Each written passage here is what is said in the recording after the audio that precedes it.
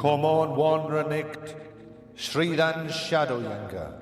Shiotun Sweven, that horn wretched, Hayaldan Shouldan, Yala Butum Anu. That was Ildam Kuth, that him no muster, they mitod nolder, sa sin sheda, under shadow bregden. Ac hey watchanda, rathamon andum bad bullion mood, biadwa ya thinges. Da come off mora, under misli othum, Grendel Gungan goddess iraba. Mentus a man sheda man acunas sumna basurian in celadam hayan. Ward under Walknum to thus that hey ruin wretched, gold selagumina, yerawast wissa, vatum farkne. Nay was that forum asith, that hey Hrothgar as ham yosokta. Navra he on alda dagum, erne sidan, Yadran hala Ial Thena's fund. Come thou to wretcheda Rink Scythian Dramum bedilad.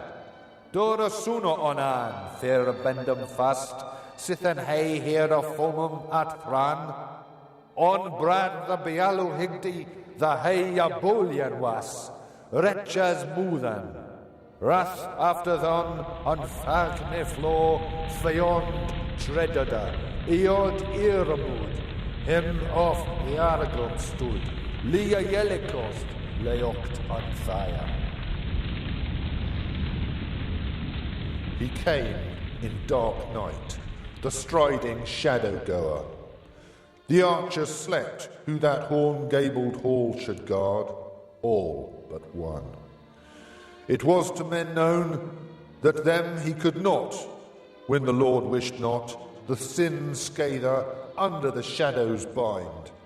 But he, watching, wrathful in horror, waited in boiling mood the battle's meeting.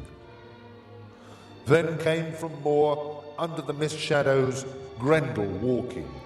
God's anger he bore.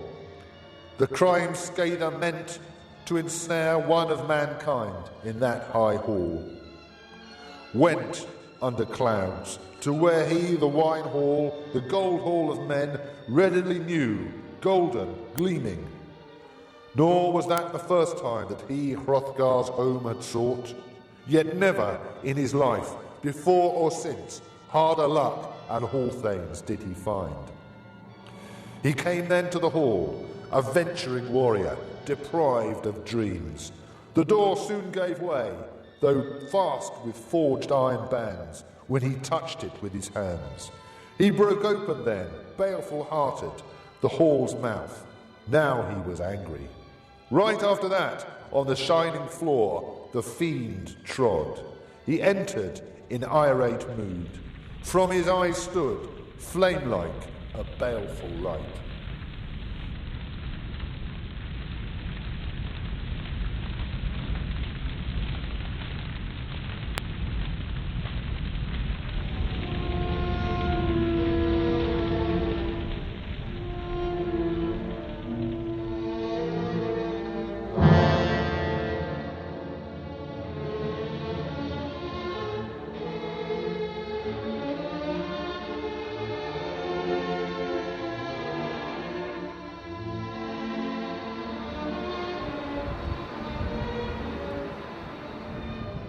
We have heard how the Spear-Danes excelled in fight. Noble was Beowulf, and bloomed wide his name.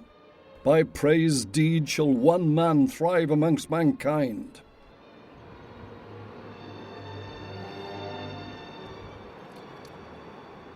Whether or not the Beowulf epic was based upon an heroic warrior who actually lived, his legendary deeds were recorded in an Anglo-Saxon romantic poem put into written form sometime between AD 997 and 1016.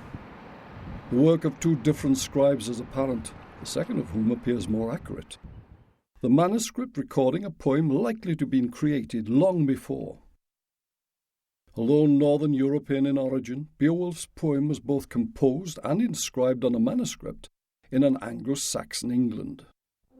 With its 6,356 short lines out of a total body of Anglo-Saxon poetry comprising some 30,000, Importance of the poem for the study of their language has always been self-evident.